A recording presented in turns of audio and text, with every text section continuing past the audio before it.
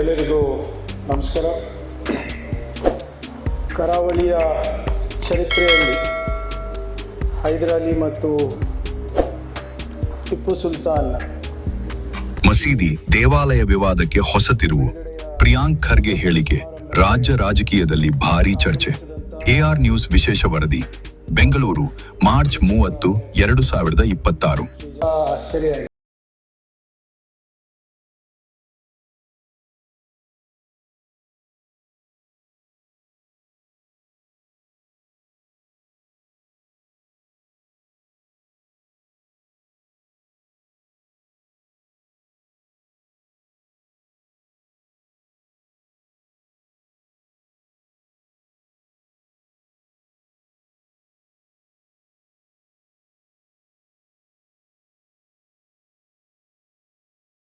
ಮಸೀದಿ ದೇವಾಲಯ ವಿವಾದ ಮತ್ತೆ ತೀವ್ರ ಚರ್ಚೆಗೆ ಕಾರಣವಾಗಿದ್ದು, ಸಚಿವ ಪ್ರಿಯಾಂಕ್ ಖರ್ಗೆ ನೀಡಿದ ಹೇಳಿಕೆ ವಿವಾದದ ಕೇಂದ್ರ ಬಿಂದುವಾಗಿದೆ.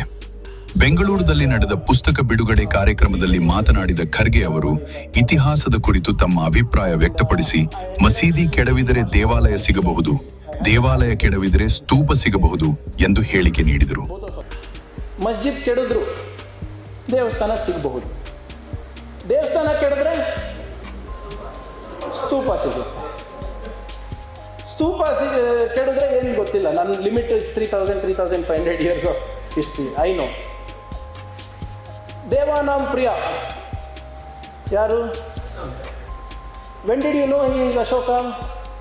150 ಇಯರ್ಸ್ ಬ್ಯಾಕ್. ಅವ್ರು ಮಾಡಿಟ್ಟಿದ್ದು 2,000 ವರ್ಷದ ಹಿಂದೆ, 2,500 ವರ್ಷದ ಹಿಂದೆ. Who buried our history? Who was responsible for that? Kanishka ಯಾರು ಗೊತ್ತಿಲ್ಲ, ಹರ್ಷವರ್ಧನ ಯಾರು ಗೊತ್ತಿಲ್ಲ, ಗುಪ್ತ ಡೈನಾಸ್ಟಿ ಬಗ್ಗೆ ಹೆಚ್ಚು ಗೊತ್ತಿಲ್ಲ, ಮೌರ್ಯನ ಬಗ್ಗೆ ಹೆಚ್ಚು ಗೊತ್ತಿಲ್ಲ, ಅಶೋಕನ ಬಗ್ಗೆ ಎಲ್ಲಿ ಬೆಂಗಾಲಿಂದ ಹಿಡ್ಕೊಂಡು ಗುಜರಾತ್ ತನಕ ಅವರ ಶಾಸನಗಳು ಸಿಕ್ತು.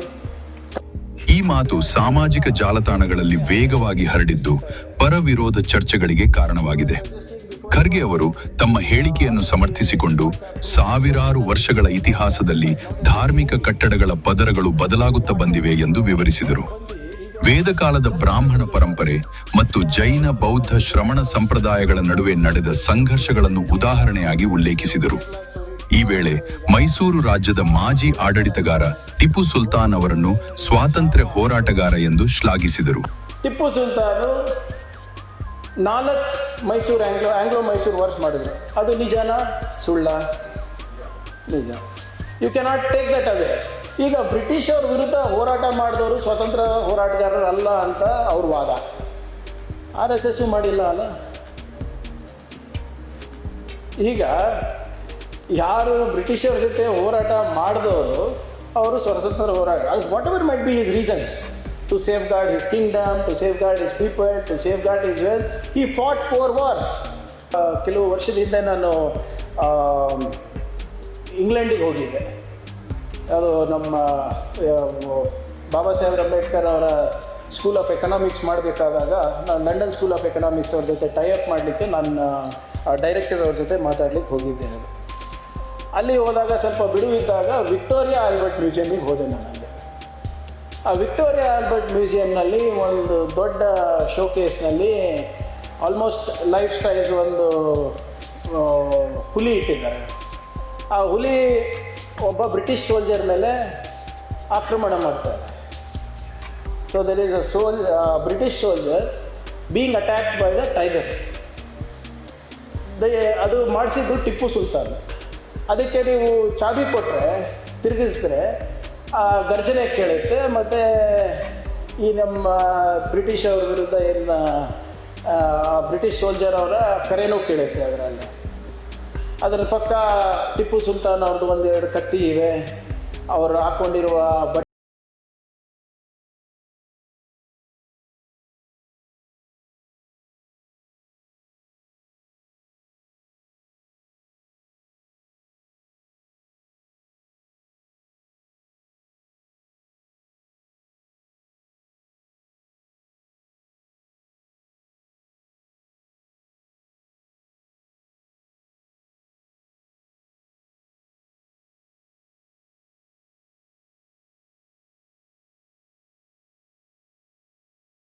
ಕಮ್ಮಿ ಅದರಲ್ಲಿ ಟಿಪ್ಪು ಸುಲ್ತಾನು ಒಬ್ಬ ಅಂತ ಹೇಳ್ತಾರೆ.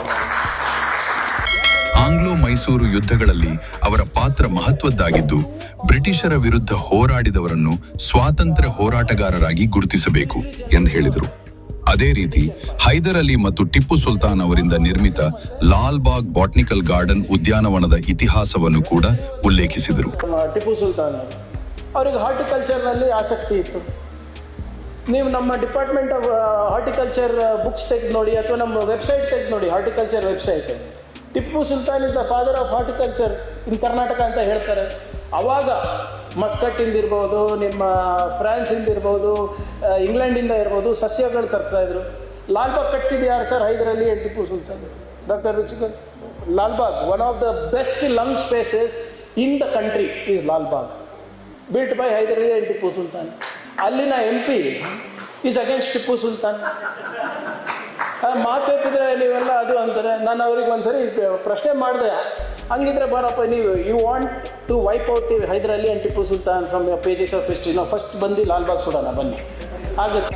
ಖರ್ಗೆ ಅವರು ಬಿಜೆಪಿ ಮತ್ತು ರಾಷ್ಟ್ರೀಯ ಸ್ವಯಂ ಸೇವಕ್ ಸಂಘ RSS ವಿರುದ್ಧ ಪರೋಕ್ಷ ಟೀಕೆ ಮಾಡಿದರು.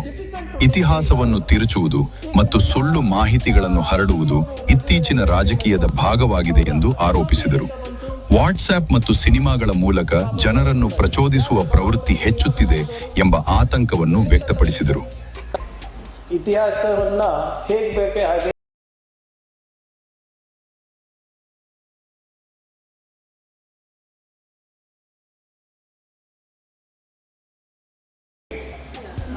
ಈ ವಾಟ್ಸಪ್ ಹೊರಗೆ ಬಂದು ಈಗ ಚಲನಚಿತ್ರಗಳು ಮಾಡ್ತಾರೆ. ಯಾವುದ್ಯಾವುದೋ ಫೈಲ್, ಗುಜರಾತ್ ಫೈಲ್ಸ್ ಅಂತೆ, ಕಾಶ್ಮೀರ್ ಫೈಲ್ಸ್ ಅಂತೆ, ಕೇರಳ ಸ್ಟೋರಿ ಅಂತೆ, ಕೇರಳ ಸ್ಟೋರಿ 2 ಅಂತೆ, ಈಗ ದುರಂಧರ್ ಅಂತೆ, 1, 2 ಛಾವ ಅಂತೆ. ನನಗೆ ಈಗ ಸಾಮಾನ್ಯ ಜನರು ಹೋಗಿ ನೋಡ್ಬಿಟ್ಟು ಅದು ಪ್ರಶಂಸೆ ಮಾಡಿದ್ರೆ, ಅದು 1000 ಕೋಟಿ ದಾಟಿದ್ರೆ ನನಗೆ ತೊಂದರೆ ಇಲ್ಲ. ಮೊನ್ನೆ ನಾನು ನ್ಯೂಸ್ ನೋಡಬೇಕಾದ್ರೆ ಈ ದುರಂಧರ್ ಪಿಕ್ಚರ್ ಮೊನ್ನೆ ಯಾವುದೋ ರಿಲೀಸ್ ಆದಮೇಲೆ ಒಬ್ಬರು ಹಿಸ್ಟ್ರಿ ಟೀಚರ್ ಮಾತಾಡ್ತಾರೆ. ಆ ಹಿಸ್ಟ್ರಿ ಟೀಚರ್ ಮಾತಾಡಬೇಕಾದ್ರೆ ಏನಂತಾರೆ ಅಂದರೆ, ಈ ಪಿಕ್ಚರ್ ನೋಡ್ಬಿಟ್ಟು ನನ್ನ ಕಣ್ಣು ತೆರೀತು.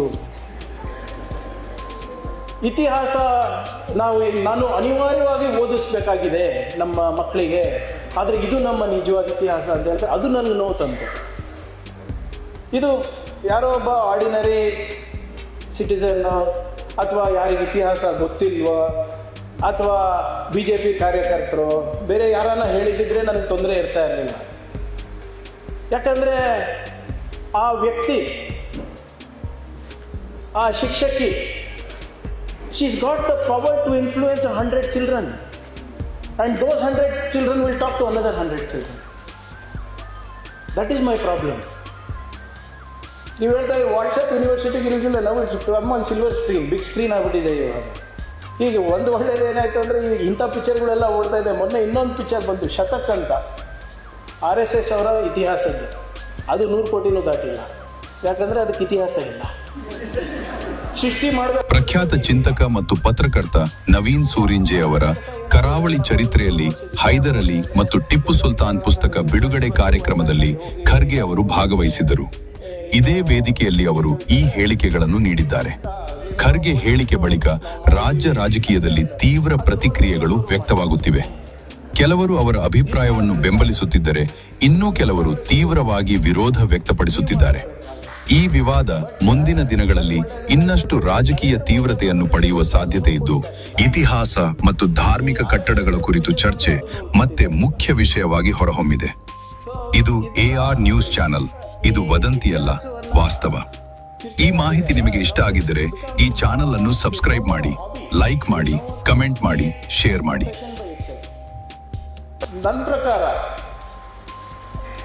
2 ಬಹಳ ಪ್ರಮುಖವಾದಂಥ ಅಪಾಯ ನಿಜವಾದ ಇತಿಹಾಸಕ್ಕಿದೆ. Real history has